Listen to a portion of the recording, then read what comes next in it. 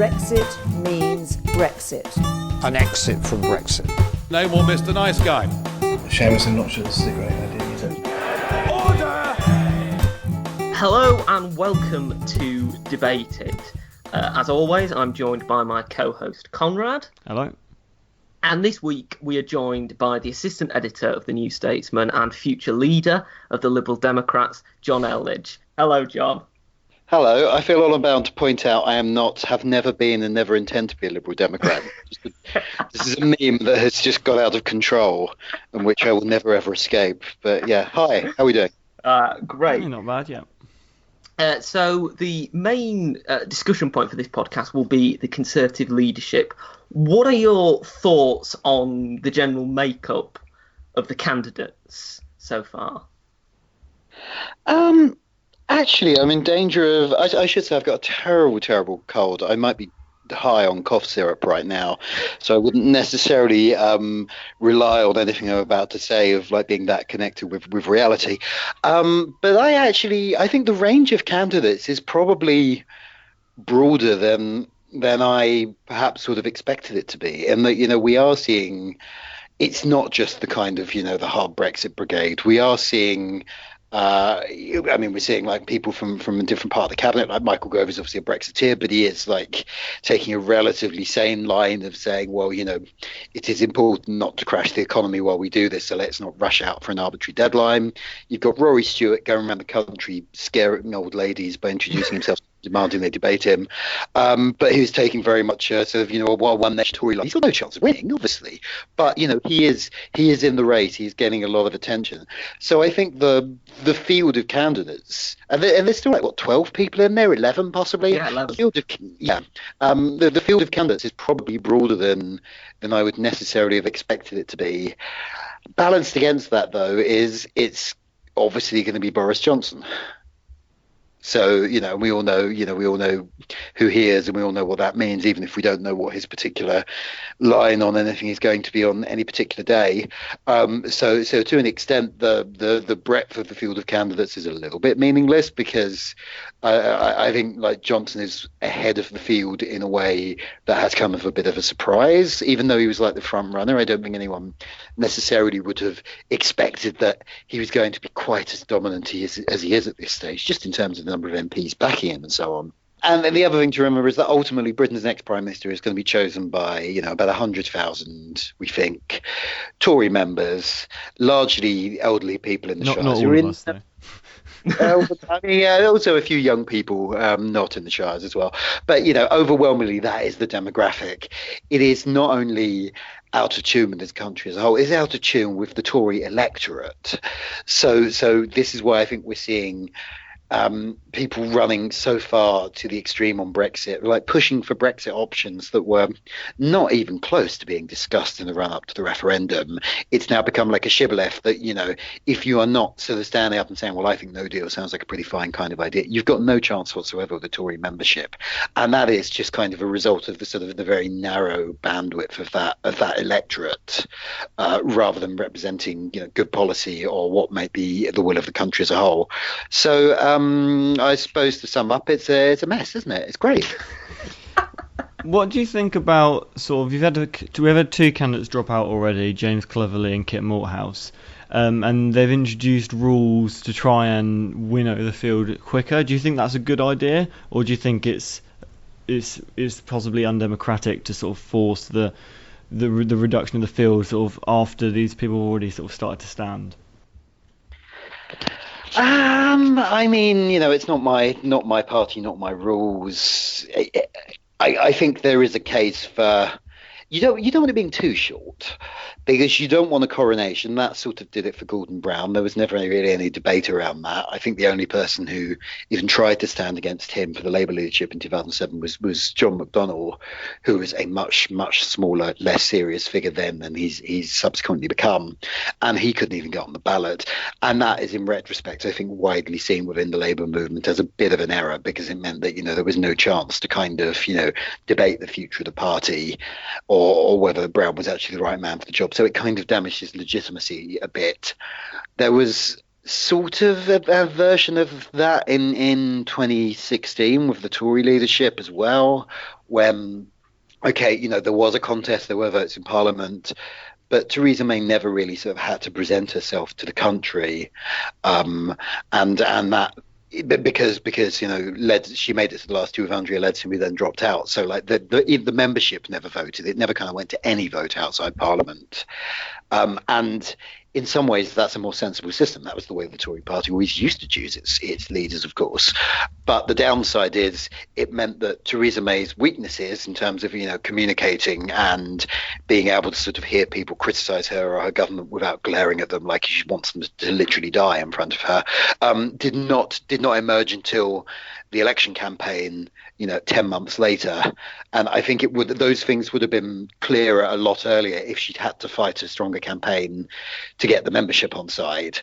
So there is kind of an argument for actually kind of having a full contest. But set against that, the clock is ticking. We are less than 5 months away from the latest in our whole series of Brexit deadlines. We are still in the middle of a national crisis, even though, things are not literally falling apart as we speak. There is business investment that is not happening because of the uncertainty. There are, crises in the public realm and public services that are not being dealt with because the government doesn't have the bandwidth to bring forward legislation. So I can see the argument for not having an incredibly open-ended navel-gazing exercise and trying to sort of winnow this field down to some kind of reasonably sane number. And also, like the two candidates who dropped out, Cleverly and Malthouse, both had, 2 or 3 MPs backing them. It wasn't, they were not going to last long. They would have been out within the first couple of rounds. So it's sort of hurrying up democracy rather than kind of undermining it. I think it's not like these rules are going to be used to push out anyone who's a serious candidate. You mentioned Rory Stewart earlier, and his campaign has attracted a lot of attention on Twitter and social media. How important do you think media campaigns for the Conservative candidates are, given that this is basically going to be an internal election, and realistically you're going to either have only a couple of hundred MPs deciding it or a few thousand Conservative members? I think I think those two electorates have a very different attitude to the media. I think if it was just about the Tory party in the country, then I think media coverage might be a bit of a red herring, because Rory Stewart's going to get nowhere with the Tory party as a whole, and it doesn't matter how many nice write-ups he gets from unlikely newspapers. That's not going to sway anyone. But I think within the kind of within Parliament, within the Parliamentary Conservative Party, I think positive media coverage is going to be a big factor in terms of who they think of as a viable electable candidate. I think it explains. It partially explains why Boris Johnson is so far out ahead, because he is. If you look at his ratings in the polling. He's not nearly as popular in the country as he was when he left the London mayoralty, let alone when he last won that election in 2012. There's a hell of a lot of people with a terribly unfavourable view of him. At the anti-Trump protests, his name was being cited in the same sentence as Trump and Farage and even Tommy Robinson, and not just by people on the sort of the extreme left. Like, he is now seen as this sort of slightly alt-rightish figure a bit. But nonetheless, I think one of the reasons he has such a lead is because he is such a big name, and because the media will cover everything he does. And if you look at a very different and much longer selection campaign really, with an unfeasible number of candidates in it. If you look at the race for the Democratic nomination for to be the party's candidate for the US presidency next year, where there's 200 or 300 candidates in it by now. But, one of the big stories of that over the last couple of months has been the emergence of Mayor Pete Buttigieg, who has come from absolutely nowhere to become this kind of national figure. And that is entirely because he has a good story to tell and has been getting a lot of write-ups. There are a lot of other candidates who started at basically the same sort of level of name recognition as he did, who've got nowhere because they can't get that level of attention.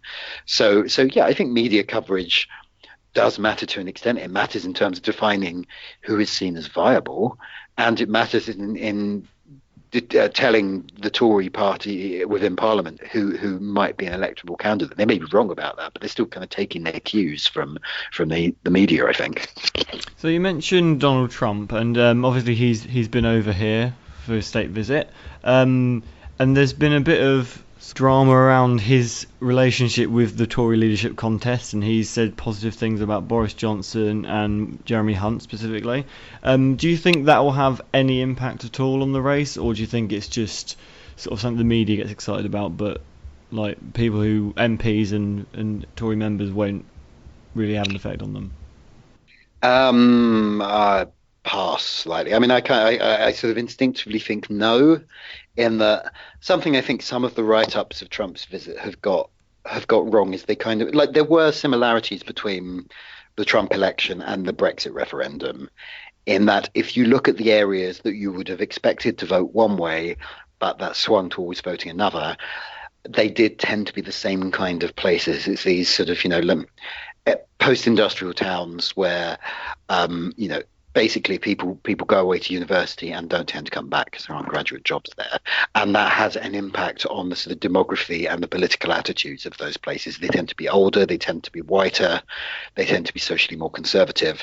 And those tend to be the places that either Labour constituencies that voted Leave, or in the US are historically, blue-collar Democratic voting areas that went for Trump. They tend to look alike. So there are similarities in those two elections, but I think people have been over-reading that and thinking that, well, the type of people who voted for Leave therefore like Donald Trump. And there's a few shouty people on the internet who see themselves as part of, the new populist right or whatever it is, who maybe do make those comparisons. But if you look at the polling, everyone over here hates Donald Trump. It doesn't matter where you are on Brexit or where you are on the political spectrum. He is incredibly and historically unpopular in just the same way that Obama was incredibly and historically popular. So I think some of the commentary around that, like Robert Peston, bless him, tweeted about, maybe some of these anti-Trump protests would be unpopular in Leave voting areas of the North. Whereas I think if you look at the polling, Trump is hated in these places, just as he's hated in nice little cafes in Islington. He's just not a popular guy over here. So it's difficult to see what him embracing a candidate is going to do. Because on the one hand, he's sort of backed Boris, but that's not going to actually stop him getting it. It's not going to be the kiss of death, is it? But that doesn't mean Trump is popular or his endorsement actually means anything. How effective do you think the protests from the left have been? And do you think that Corbyn's decision to speak to the protesters was the right thing to do? I mean, he's always going to speak to protesters, isn't he? That's kind of his natural milieu. I don't think there's... I mean, I should confess up front, I haven't been following this quite as closely as I should have been. But I think my understanding is that what happened is that Corbyn's team spun that they weren't going to meet Trump. They were basically boycotting the state visit, and it later emerged that Trump didn't want to meet him. Is that what happened? Yeah, that's what happened. But nonetheless, even if that meeting had taken place, it is difficult to imagine a world in which Corbyn would not have shown up at those protests. He loves to protest. It's just where he's happiest. It's it's like me and walking through industrial estates. Some people just like being in certain places. So I don't think it's gonna affect anything one way or the other, really. It doesn't. There's no new information there, is there? I mean, we all know that this is who Corbyn is and this is what he thinks. But that doesn't necessarily tell us how he would conduct foreign policy were he to be prime minister at some point in the future.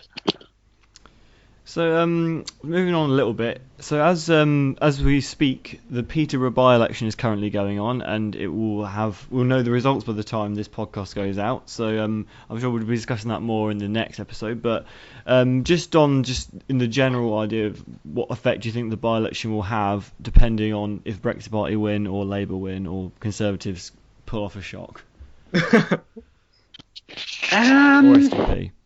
There's candidates. Oh, yeah, the SDP. The weird thing about the modern SDP is it doesn't seem to have anything in common with the old SDP. Like the fact that they're drawing candidates from the bit of UKIP that's a bit horrified to find that there are racists in UKIP, but still really like Brexit is confusing to me. But anyway, that by the by. I mean, the problem is like it is difficult to see a way that either major party is being sort of thrown off course at the moment. I mean, if you kind of look at the local election result or the European election results, you can make quite a strong case that the real story there has been, the revival of the Liberal Democrats, the surge for the Greens. There has been a swing towards anti-Brexit parties. And that kind of makes sense. It's sort of something that I've been expecting in some form for a while because, there was for a long time this weird disconnect between, an incredibly impassioned anti-Brexit movement that could get hundreds of thousands of people on the street and 6 million people signing a petition, and yet we're still going out and largely voting Labour, a party which has been going out of its way not to oppose Brexit. It did feel like at some point that maybe should break down. So I wasn't that surprised when it did, and yet that's had no visible effect on the position of either major party at all. Like the Tories are still out pushing for a much harder Brexit than was talked about during the referendum campaign. But yeah, neither of the elections we've just had seem to have changed Labour's position even slightly. Like you can sort of imagine with the various sort of forces acting upon it, Labour could go in a number of different directions depending on the broader mood. But even though you can read recent events as being like actually the pro-Brexit sentiment has peaked maybe. There's actually now quite a lot of votes for Labour in Remain and they're losing votes by not backing it. They've not moved in that direction at all. So it's difficult to envision what Peter could tell us that would actually shift the party. Like if the Brexit party wins, then obviously Labour is going to be like, well, we have to deliver Brexit. But if Labour wins, I don't think that's going to adjust their position either. They'll be like, well, everything is fine. So I sort of think even though the Brexit party are probably going to win and get into Parliament, it's kind of difficult to see it actually sort of affecting the narrative at all. Regarding obviously, if they do win the by-election, then this will have a sort of a negative effect on Labour. I just wondered what you thought about the situation regarding David Prescott and the suppression of the accusations against him, or seeming suppression of the accusations against him by the leadership office. Do you have any particular take on that? I'm going to wuss out of this one. I just haven't been following closely enough to, and it's obviously quite contentious territory. So I don't have an answer, I'm afraid. So you wrote an article in May, 21st of May, about the throwing milkshake thing that's sort of become sort of a thing now all of a sudden. That made me very popular. Yeah. So I've got a few things I want to ask about that article. So you say in the article that far right politicians want to normalise political violence, but in the article you also kind of seem to defend sort of punching Richard Spencer. Now, most people won't have any personal like for Richard Spencer. He probably deserves getting a punch, but surely punching him is doing that normalisation and therefore doing the far right's work for them. I mean, a couple of things about this. Firstly, that article was one of a pair we ran simultaneously. There was also one from Douglas Dow arguing that, milkshaking was a form of political violence. So I think it's important to kind of remember that, it should be seen in that context. Secondly, I wasn't arguing in favour of punching Richard Spencer. I was talking about why, even though, I don't like violence, I find the whole idea horrific, even despite that, I had found myself sort of enjoying those videos where people put him getting punched to music and finding it, very slightly satisfying. And to an extent, not being able to justify that, even to myself. Like I say as much in the piece that, this is still violence. It's difficult to really completely justify it. Just because I'm having these conflicted impulses, it's still violence. However, I then pivoted to say, but milkshaking isn't. And I kind of stand by that because it should be seen more in the context of, politicians have been getting rotten fruit and rotten eggs thrown at them since as long as there's been politics, and that's not really about violence. That's about humiliation. It's being treated as if it's some weird new, horrific new phenomenon, and it's not. It's just it's a variant on something that's been around pretty much forever. And it's not really about the violence of it. It's about the humiliation of it. It's a way of making someone look silly. And I just don't buy the sort of thin end of the wedge argument, because I'm much more concerned about the thin end of the wedge represented by the normalization of what is essentially fascist discourse. People talking about, hey, maybe ethnic cleansing is a thing we should talk about now, or I think that kind of hate speech is far more dangerous and far more hurtful to large numbers of people than one milkshake being tossed into someone's suit. Yeah, no, I can understand where you're coming from. I mean, what makes me sort of concerned about the milkshake epidemic is, like, when it's people like Tommy Robinson. I don't particularly like the man. I don't, and I admit, I agree that it's not the same as a punch or an actual physical thing. It's just a bit silly, but it's. I just stand by the slippery slope argument. I don't think that leads to violence. I'm I not think saying it necessarily leads to violence, but represented by Tommy Robinson does maybe lead to violence. But I think I don't think the milkshaking does. But I think what we've seen recently is, obviously, Farage was the next level down. He's like a leader of a political party that won a recent election, and then we've also seen the Brexit Party activist outside the polling station, and we've seen Trump's. Has he been milkshake though? I mean, there were a lot of Twitter threads talking about how that looked maybe like it was cherry yogurt, and how the splash pattern wasn't. And I'm just not entirely convinced by that one. Yeah, we also saw the Trump supporter in the going to the protest recently in London. So what I worry about is that it's sort of going outside the sort of people that everyone can agree is far right and going to just sort of normal people, basically. I mean, yeah, I think that's a stronger argument. I am uncomfortable with the idea of targeting people for supporting something than I am with the idea of targeting people who promulgate views. Because I mean, if my justification for this is if you are promoting hate speech, you can't complain when someone throws a drink over you, which I stand by. It is difficult to argue that individual activists are promoting hate speech necessarily, because they don't have the platform that a Farage or a Tommy Robinson does. And I think attacking individuals is not quite the same as throwing milkshakes at politicians. But nonetheless, I just think there was a lot of hand wringing over not very much here. And I'm concerned about, it's Karl Popper's paradox of tolerance, that, to prevent incredibly intolerant movements from taking over, you have to not tolerate them. And I kind of think there's an element of this here. I think, there are some things, to defend free speech, we need to actually say that in very small cases, there are things you shouldn't say. You shouldn't say, actually, I think we should be deporting the ME people back to their grandparents' country of origin. You shouldn't be able to say, I think we should be exterminating gay people. These are not okay things to say. Free speech has its limits. We're coming to the end of the podcast now, and I'd like to ask you one final question, John. Now, I know you're quite a fan of Doctor Who. I wondered, what are you hoping to see in the next series? Oh, God, I mean, yeah, considering how much time and how much of my life I spent thinking about Doctor Who, I thought about this remarkably little. So my issue with the last season is I absolutely adored the cast. I think they're wonderful. Bradley Walsh is a revelation. I just didn't really much like the writing. Chris Chibnall has always been a bit of a slightly subpar writer for me. He's the new showrunner.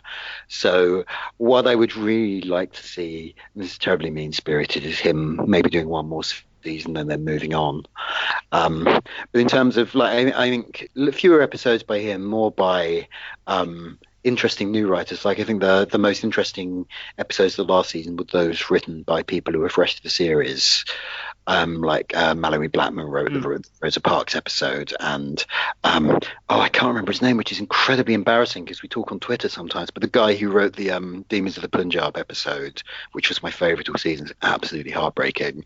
You know, I would like to see more new voices in this series like that. I think, and maybe the existing showrunner stepping back a little bit. Well, thank you for being on the. Some milkshakes. There you go. Do some milkshakes. Thank you for being on the podcast, Jonn. It's been a pleasure to have you, and we hope that you might come on again at some point. Thank you both for letting me talk at you. You have a good day.